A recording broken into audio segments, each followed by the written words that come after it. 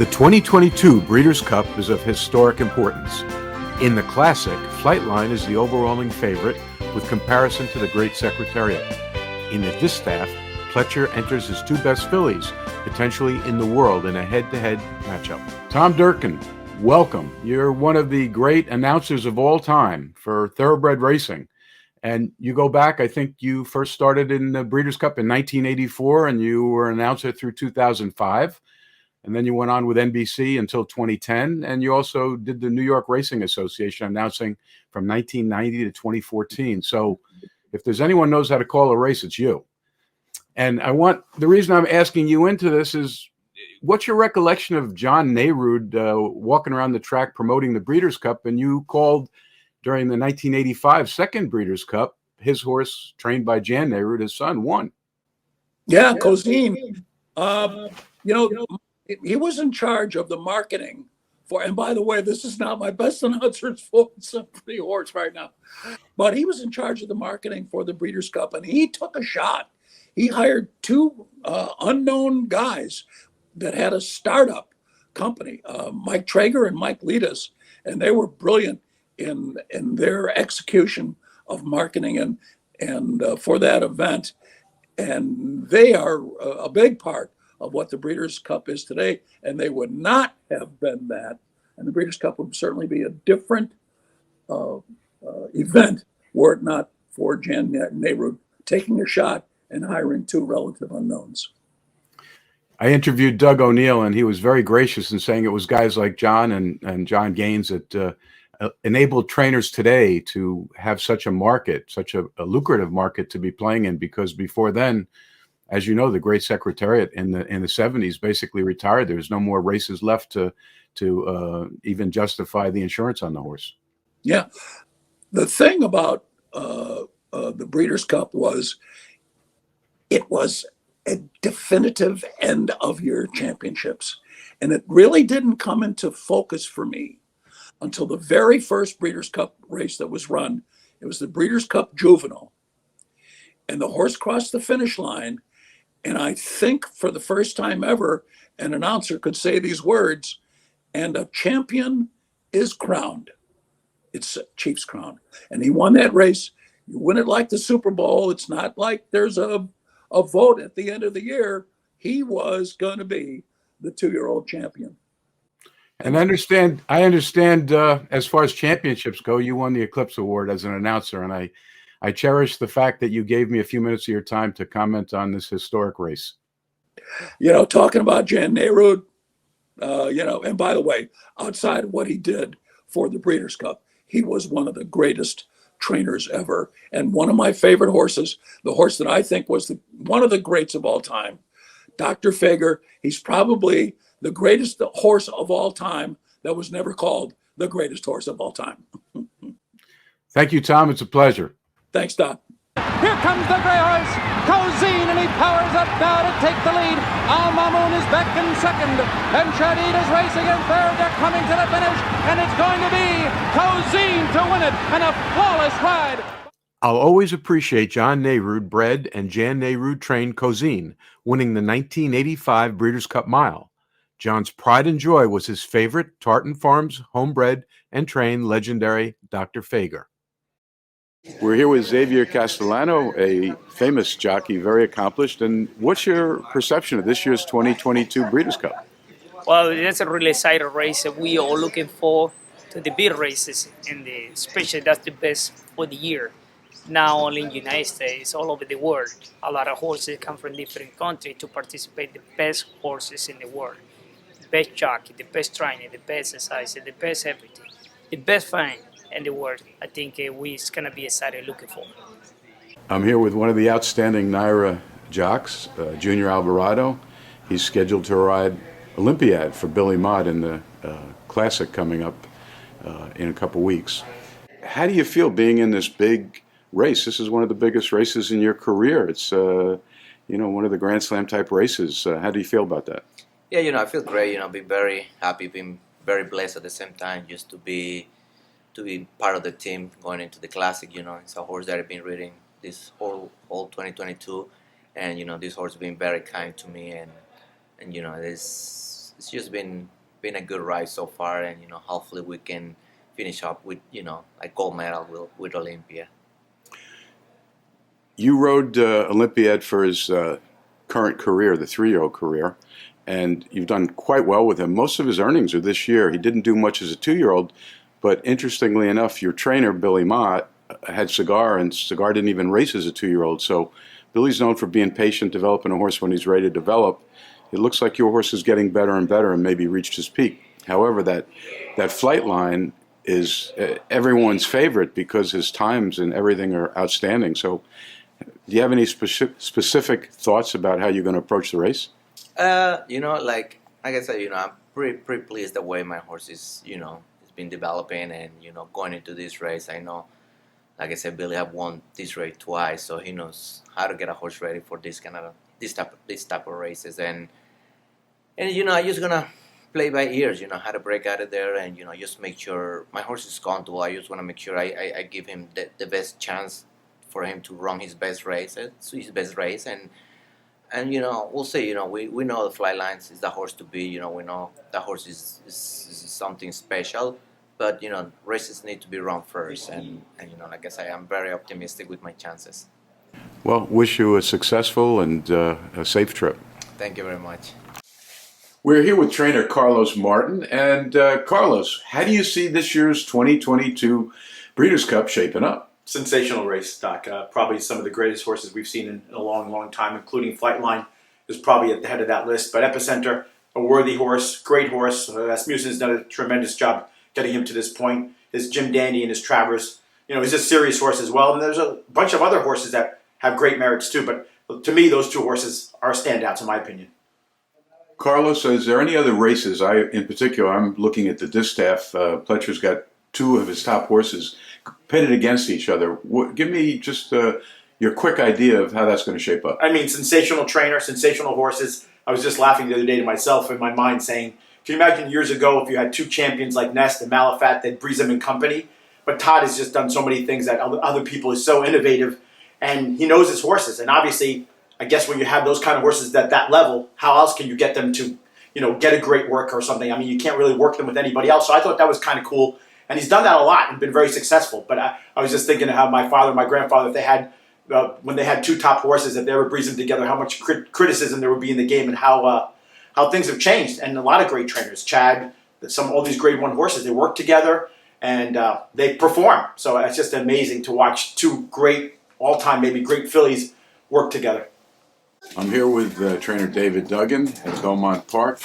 David, what do you think about the competitors in the Classic race, and how do you see the race stacking up? Well, it's a true Olympic event. I mean, you can start at the top and go to the bottom and get a smile on your face every time you look at one of these horses. I mean, obviously, Flightline is a horse we haven't seen him in a long time, and obviously he's the best of the best right now, and the rest of them are just kind of taking shots at him. I think Baffert is the one that always shows up on these big days, and he's a horse that's going the right direction in Tavia. I'm a big fan of Hot Rod Charlie. I love Epicenter, Olympiad. I mean, the list just goes on and on. You salivate every time you look at the race. Rich Strike, same thing. Life is Good, same thing. But I don't see them beating Flightline. Here with trainer David Duggan at Belmont Park. What do you think about Pletcher having 2 superstars in the Distaff, each equally talented, Nest and Malafiat? I think he's a very lucky man. Very lucky. I mean, listen to me, they are 2 in the same year that are just off the charts. Malafat is trained on to be something special, and Nest is now chirping at her heels to come around to be as good, if not better. My kind of take on it is strength will always outtake a little bit of talent, so I'm going for Malafat in that race. I'm at Belmont Park with super trainer and veterinarian Dr. John Kimmel. Done very well on his own with his stock. John, this race coming up, the Classic, looks to be a talented field, action-packed. One horse stands above the others. Why don't you give me your quick appraisal of what you think is going to happen and why it stacks up the way it does? Well, it'll be kind of interesting. Flightline, who everybody has marked as a super horse, and certainly his races kind of shown that he has actually run faster than probably any horse that we've seen since Gosapper. Thoroughgraph figures gave him a -8.5, which is the biggest figure that he has ever given to any horse at any time. And he said it actually might have been even better, a -10, but he thought maybe some of the other horses in the race didn't run their A races. But the only interesting thing you might see in this race is that if Flightline is confronted by Life is Good and the two of them hook up early, maybe they get softened up for somebody to run them down in the later stages of the race. You know, who that would be, it's hard to say, but maybe a horse like Epicenter or Tabia might be able to knock them down. But I think at this point, Flightline looks to be just head and shoulders above everybody else, and I don't think Life is Good wants to go that far. Todd Pletcher has entered into the Distaff with an interesting duet of talented horses, Nest and Malathiat. And what's your perspective on that? Well, I think Todd's blessed to have those two in the barn at the same time, and it's probably hard to distinguish which horse is the better horse. It's for me, this race will determine who is the best horse, and I think he's kind of forced to run both of them because there is part ownership in both horses. They're both in tip-top form. They've been running very good, consistent races. And I don't know, I guess I have a little soft spot for Nest because she's not a very big horse. She doesn't even stand at 16 hands, but she has got that tremendous durability, and it looks like I think she's coming into the race at such great form and winning her races with such ease that if I had to pick one over the other, I would pick Nest. I'm here today with Hall of Fame jockey George Velazquez, known for 1978 epic duel with riding Aladar against Affirmed. Won 102 major races. Won the Kentucky Derby and the Preakness with Pleasant Colony in '81. 2 Breeders' Cup races. In 1985, he won with Proud Truth. So certainly a man that's qualified to judge what's happening in this year's Breeders' Cup races. There's one exceptional horse in the Breeders' Cup Classic, and that's my main interest, and that's Flightline. George, is this horse beatable, and by whom? Well, Flightline is he already proved himself how good he is, and the best thing is that he's got the speed and stamina. He's well trained, and the rider he knows that horse very well, and it should be like apparently like an easy race for him, because he's probably going to make the lead and just loop around. And if somebody else wants the lead, he just can stay a little bit off and take it over after the half a mile or so. Well, as you know, from 1973, you rode in the Woodward Stakes at Belmont Park with Prove Out for Alan Jerkins, and you beat the Great Secretariat. You're one of 4 people that did that. Is there a chance that could happen in this race? Well, yes, it might. There is always a chance, you know. The horse that I believe is the one to be, definitely the favorite, Flightline. But there is a horse in there that has got a good chance, I believe. Taiba is Speed Center or Spy Center? Epicenter, yep. Epicenter. I mean, Hard Rod Charlie. They're good horses. They're nice horses, so they're going to be charging. They're going to be coming on. It's up to Flavian Pratt to slow down the pace, and he knows what he's got under him, so I believe it's going to be tough to beat that horse. I'm talking about the favorite, Flightline. Flightline. Now moving on to the Distaff with the fillies. Pletcher's got 2 entries. He's got Nest and he's got Malathat, both super horses. Do you predict one of those or both of those to be first and second, or do you think that there's some competition in that race? Well, the favorite was the name of the Malathat. Malathat. She's tough. But so the Search Reserves. Search Results. She's a nice filly also. I believe that Pledges should be probably 1-2 because Nest, she's also a nice filly also. So we see. And on the outside, it's Secretariat in front by head. Here comes Prove Out. Back into contention on the rail. Now those two are heads apart. Secretariat on the outside. Prove Out gets the lead. Prove Out in front by 1 length. Jorge Velasquez taking the lead with Prove Out. Secretariat drops back. It's Prove Out in front, a 16th of a mile. Prove Out in front, Secretariat second. And jockey Jorge Velasquez aboard Jerkins trained Prove Out beat Secretariat to win the 1973 Woodward Stakes. Welcome, Doug O'Neill, tremendous thoroughbred trainer, over 2,000 career wins, 32 major races, 3 Triple Crown races, 5 Breeders' Cup wins, and now you've got 5 for this coming Breeders' Cup weekend.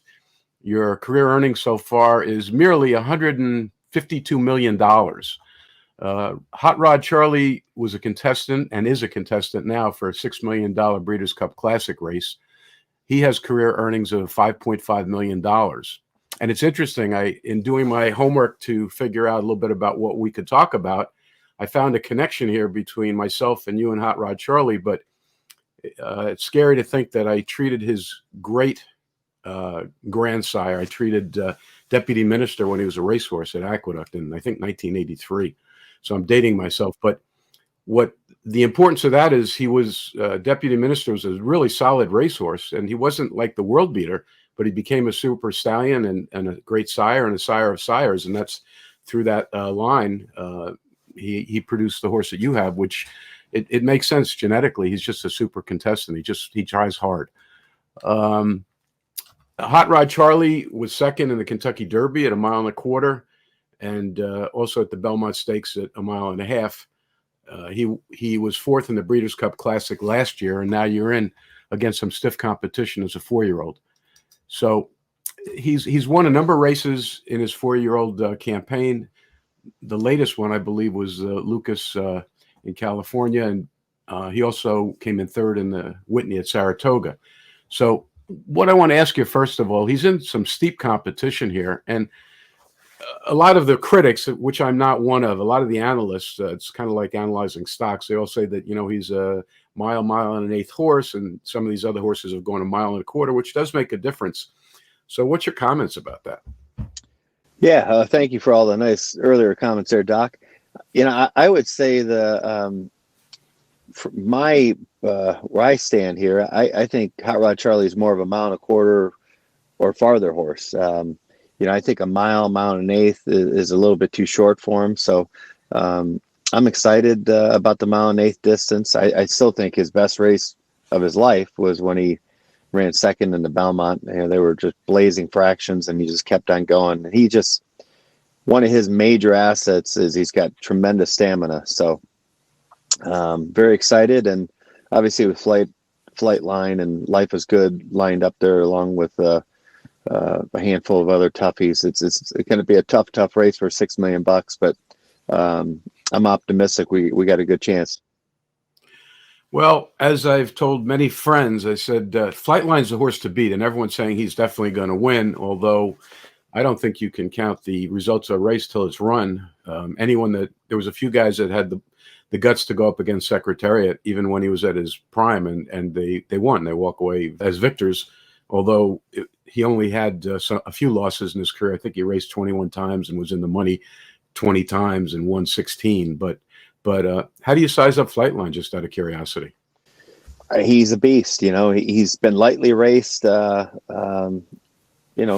some reason. So John Sadler and the owners have just done a wonderful job of being patient and giving him plenty of time when needed. So, I mean, that's my only thinking is that he ran such a monstrous race. Every race, I think he's won by an average of 11, 12, 13, or whatever it is. It's something insane.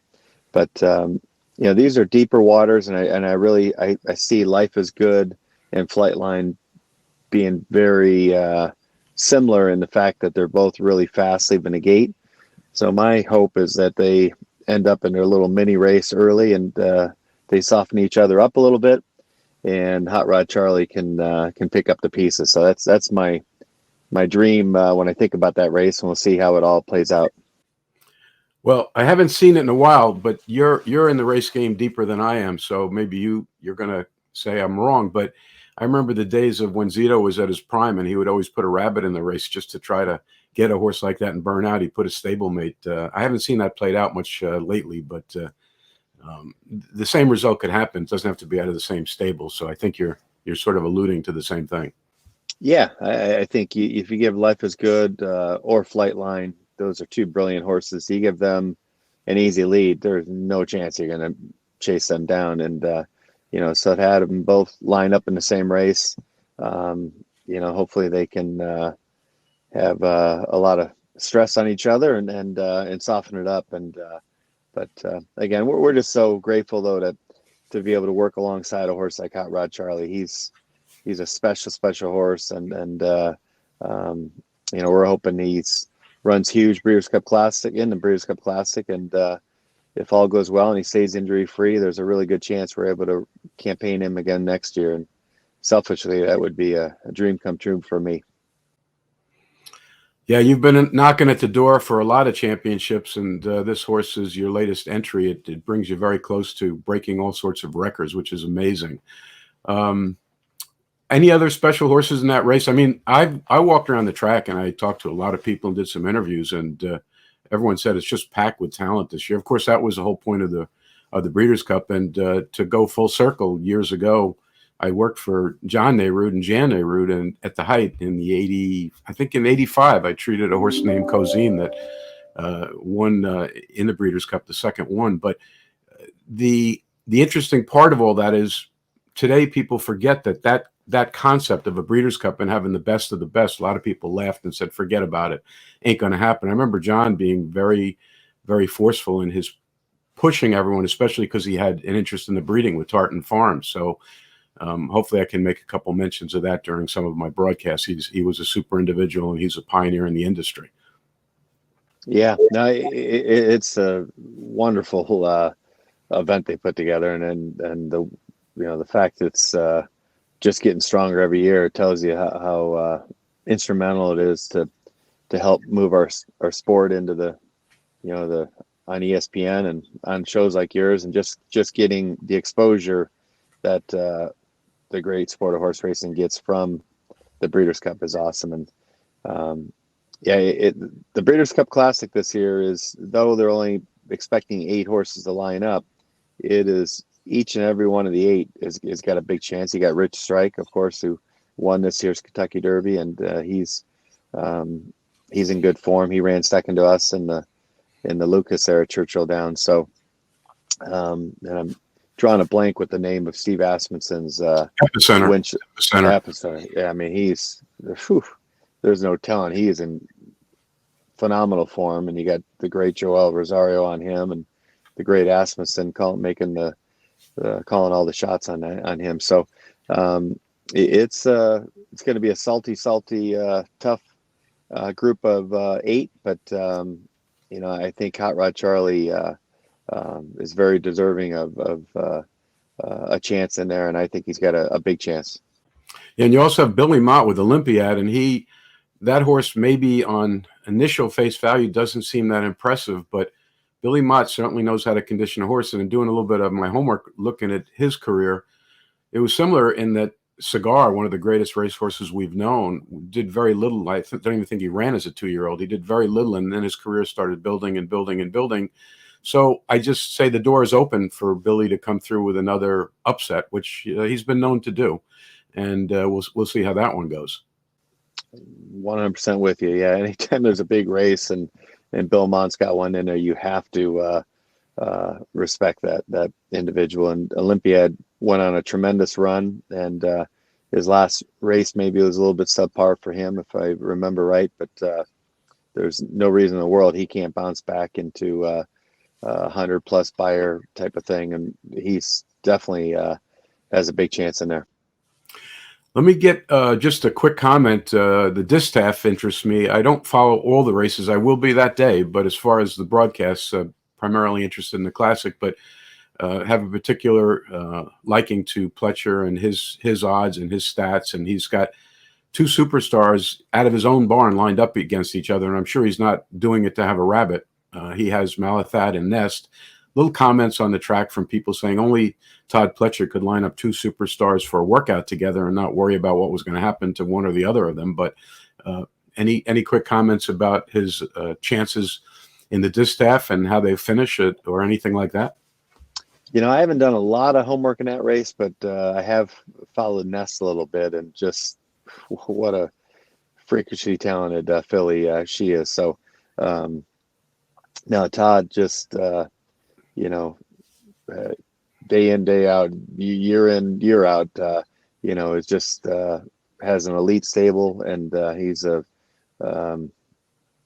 he is truly the leader when it comes to trainers as far as what he continues to do on a daily basis. So nothing but props for him, and he looks to have a pretty solid group of runners both Friday and Saturday of the Breeders' Cup this year. So that doesn't, I don't think, shock any of us in the sport, because he's always at the top there.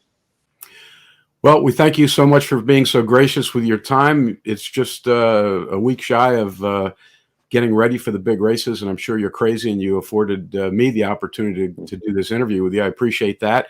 Wish you the best of luck. Wish all of your racing connections the best of luck, especially Hot Rod Charlie. Wish everyone a safe trip, and thanks so much. Thank you, Doc.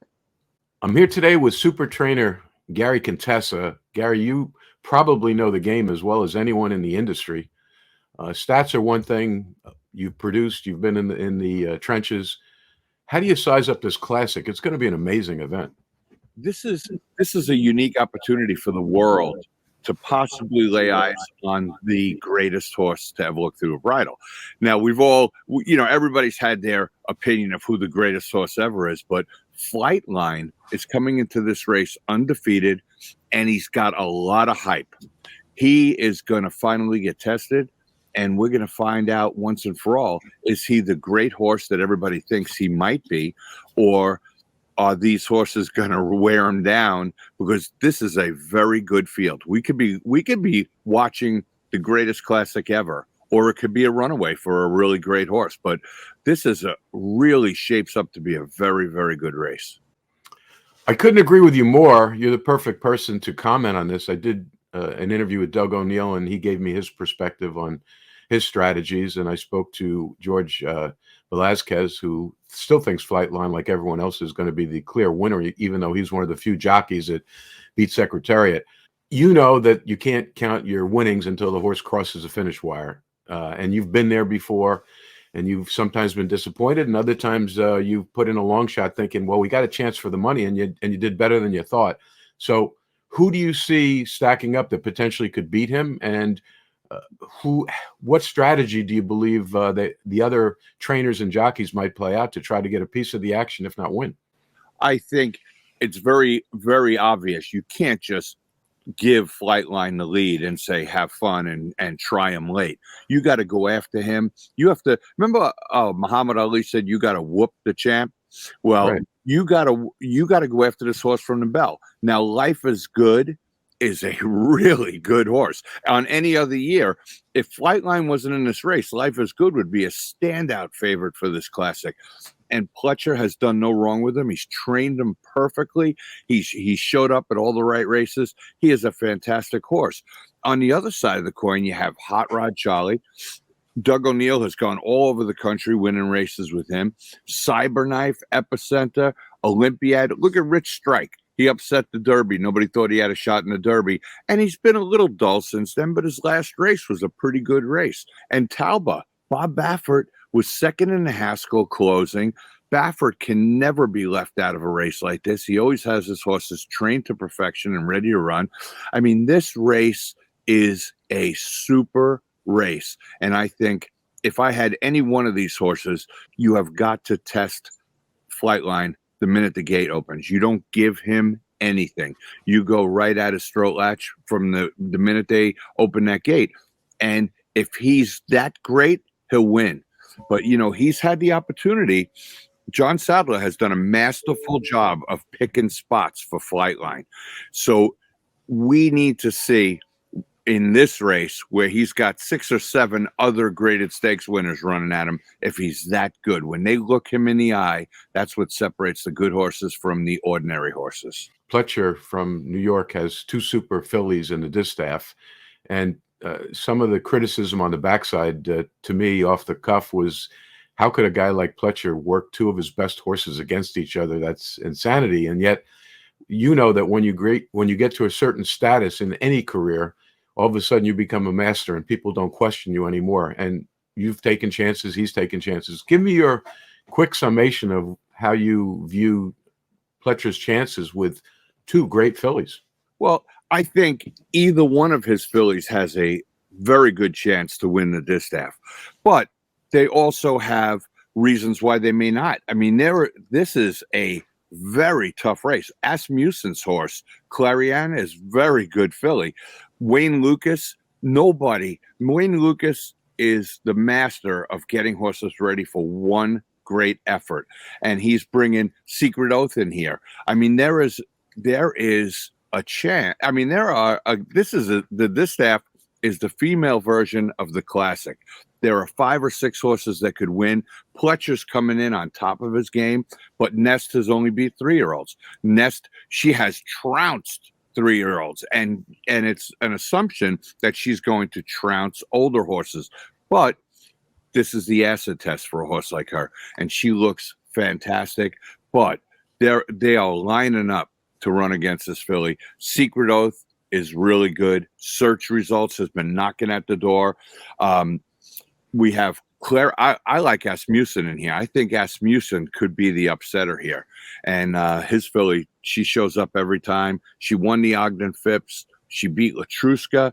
She, Malathat was second to her in the Ogden Phipps. I mean, really, really interesting race. And it makes for another great race for the public to watch, because it is truly the best filly race that we've seen this year. Gary, thanks so much for sharing your expertise. You always line them up and you always tell it like it is, and I appreciate that. And best of luck with you in the future with your career. Thank you, Doc. The 2022 Breeders' Cup races determine the best of class in the thoroughbred world. We wish all participants a safe and successful trip. Thanks to everyone who provided valuable historic information. Please check out all our productions on www.whasupdoc.com.